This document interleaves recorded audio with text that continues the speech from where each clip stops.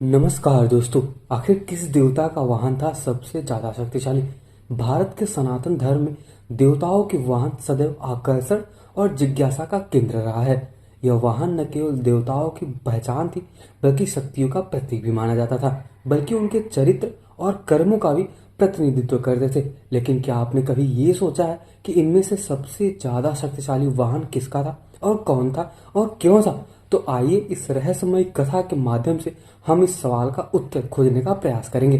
बस वीडियो में अंत तक जरूर बने रहे, और अगर वीडियो पसंद आती है तो वीडियो को लाइक जरूर करना और चैनल को सब्सक्राइब तो अवश्य कर देना।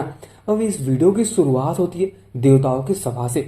एक बार सभी देवताओं ने कैलाश पर्वत पर महादेव शिव के पास एक महत्वपूर्ण चर्चा के लिए सभा बुलाते हैं। विषय तो यह था कि किस देवता का वाहन सबसे अधिक शक्तिशाली है।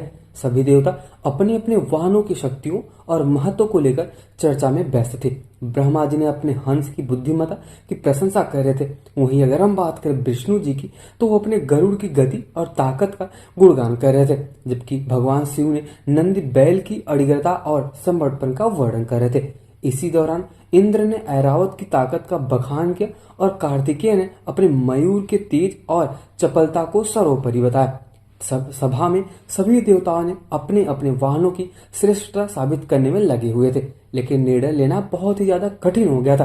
तभी नारद मुनि वहां से आते हैं और सुझाव देना शुरू करते हैं। क्यों ना हम एक परीक्षा आयोजित करें जिसमें ये तय हो सके कि कौन सा वाहन सबसे अधिक शक्तिशाली है और किसका तीव्र सबसे ज्यादा तेज है। सभी ने इस प्रस्ताव को स्वीकार कर लिया।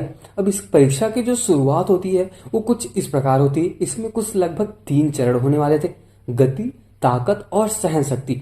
सभी देवताओं ने अपने अपने वाहन को बहुत ही अच्छी तरीके से तैयार कर दिया। ऐसा बताया जाता है कि सब लोगों ने, मतलब जैसे ब्रह्मा जी हैं, विष्णु, महेश, और कहा जाता है जो कार्तिकेय, अर्जुन थे, मयूर, ये सब लोग अपने अपने वाहनों को अच्छे से तैयार करने लगे। उनका मतलब पैर वैर दबाने लगे कि भाई आप अच्छे से उड़ना, अपनी जो तीव्रता है, अपनी जो ताकत है, उसको अच्छे से बचा के रखना। और मेरी यही ख्वाहिश रहेगी आप लोगों से कि आप लोग जल्दी लौट कर आना, तभी हम जीत पाएंगे।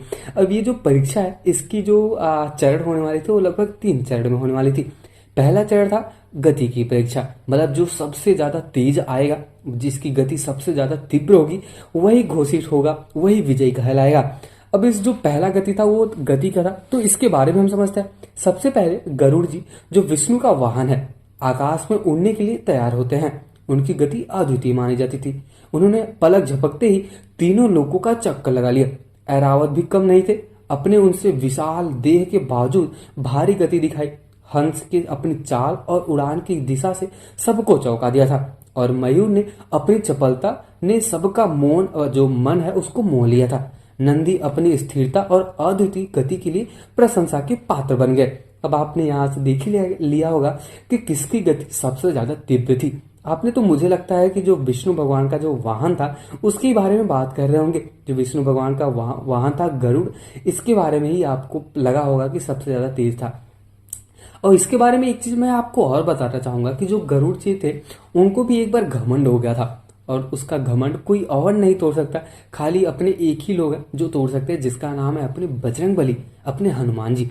अब इसी जो दूसरा चरण है उसका नाम है ताकत की परीक्षा, मतलब कौन से वाहन के पास सबसे अधिक ताकत है, कौन सबसे ज्यादा शक्तिशाली है। तो इसके बारे में चलिए फिर समझते हैं। इस चरण में वाहनों को अपने मालिकों के आदेश पर भारी वजन उठाना और उसे दूर तक ले जाना था। नंदी ने अपनी अद्वितीय ताकत से विशाल पर्वत को उठाकर सबको चौंका दिया था। ऐरावत ने अपनी सूंड से एक नदी को दूसरी ओर नदी की दिशा को मोड़ दिया था। और अगर हम बात करें गरुड़ की, तो उन्होंने अपने विशाल नाग को अपने एक पंजों से उखाड़कर फेंक दिया था। अब ऐसा बताया जाता है कि उनके पंजों में इतना ज्यादा ताकत होता था कि किसी भी इंसान को या फिर किसी भी वस्तु को उठा के फेंक देते थे। अब हम बात करें मयूर ने अपनी चोंच और पंखों से युद्ध कौशल का प्रदर्शन किया, जबकि हंस ने अपनी बुद्धिमत्ता से एक बड़े पत्थर को तैरने पर मजबूर कर दिया था।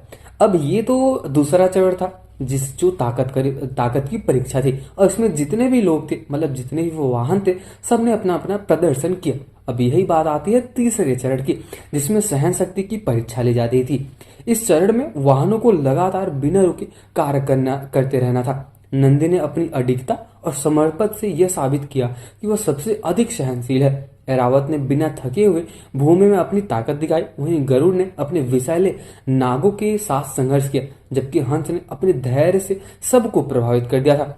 अब चलिए हम बात करते हैं, जैसे ही सारी परीक्षाएं समाप्त होती है, जब पहला परीक्षा जो था ये गति की, ताकत की जो दूसरा था, और तीसरा जब सहन शक्ति वाली परीक्षा, जब तीनों खत्म हो जाती है, इसके पश्चात सभी देवताओं ने अपने अपने वाहनों के प्रदर्शन से प्रसन्न हो जाते हैं। लेकिन तभी एक अप्रत्याशित घटना घटती है। एक भयंकर राक्षस जिसका नाम अंधकासुर था, उसने सभा पर आक्रमण कर दिया।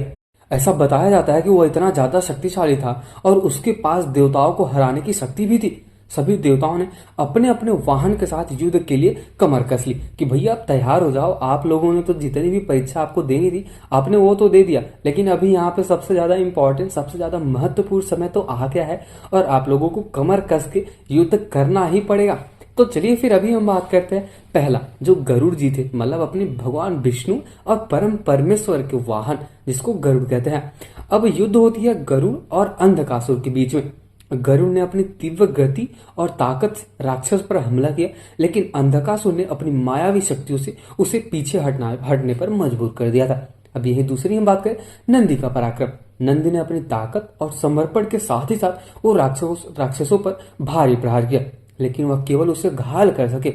अब तीसरा जो आता है वो ऐरावत का दंभ, मतलब ऐरावत ने अपनी सूंड से राक्षस को पटक कर फेंक दिया था, लेकिन अंधकासुर तुरंत उठकर खड़ा हो गया।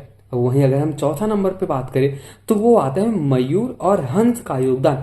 मयूर और हंस ने अपनी चपलता और बुद्धिमत्ता से राक्षस को चकमा दिया, लेकिन उसे हराने में सफल नहीं हो सके। तो अभी हम बात करते हैं सर्वशक्ति वाहन का उदय। मतलब ऐसा क्या होता है जब पता चलता है कि कौन सबसे ज्यादा शक्तिशाली है। अब तभी वहां पे भगवान शिव अपने महादेव आते हैं और महादेव ने अपने त्रिनेत्र से एक दिव्य प्रकाश छोड़ा जिससे काल सर्प प्रकट होता है। वो यह नाग अपने आप में एक अद्वितीय शक्ति का वाहन था जो भगवान शिव के आज्ञा से ही चलता रहता था।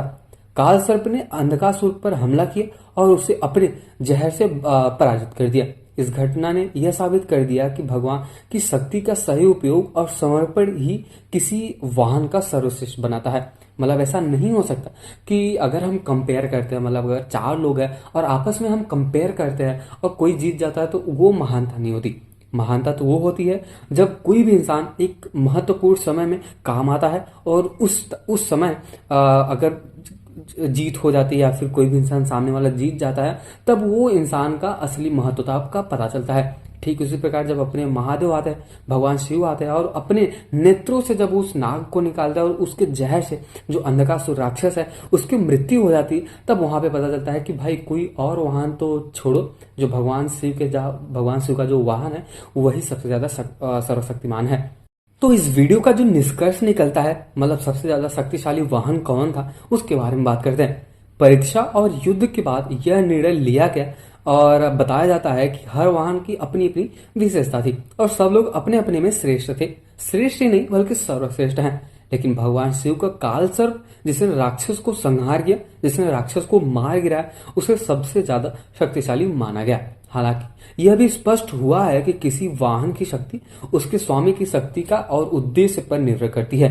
यह कथा हमें यह सिखाती है कि ताकत केवल शारीरिक शक्ति में ही नहीं होती, बल्कि बुद्धिमत्ता, समर्पण और सही उपयोग में भी होती है। अब बताते हैं कि यह कहानी से यह भी स्पष्ट होता है कि चाहे गरुड़ की गति हो, ऐरावत की ताकत हो, नंदी का समर्पण या फिर काल सर्प का विष हो, हर वाहन अपने स्वामी के उद्देश्य की पूर्ति के लिए विशेष है। शक्ति का सही उपयोग ही सच्ची शक्ति मानी जाती है। तो आपके अनुसार से सबसे शक्तिशाली वाहन कौन था? आप राय अपना बता सकते हैं। कमेंट सेक्शन आपके लिए मैंने ओपन कर रखा है। और अगर आपको कोई सुझाव देना है, कोई और भी सलाह देना है तो आप दे सकते हो। आपका बहुत ही ज्यादा वेलकम है। मैं आशा करता हूँ कि आपको वीडियो पसंद आया, और अगर आपको वीडियो पसंद आया ही है और पसंद आया तो वीडियो को लाइक जरूर करें। और अगर आप भगवान शिव के भक्त हो या फिर भगवान विष्णु के या फिर हनुमान जी के भक्त हो तो वीडियो को लाइक जरूर कर देना और चैनल को सब्सक्राइब तो अवश्य कर देना। और अगर पसंद आया ये तो अपने दोस्तों को जरूर शेयर करें, क्योंकि मैं ऐसे ही सनातनी और हिंदू धर्म से रिलेटेड वीडियो डालता ही रहता हूं। तो चलिए फिर मिलते हैं किसी और वीडियो में। तब तक के लिए जय श्री राम और जय श्री महादेव। ओम नमः शिवाय।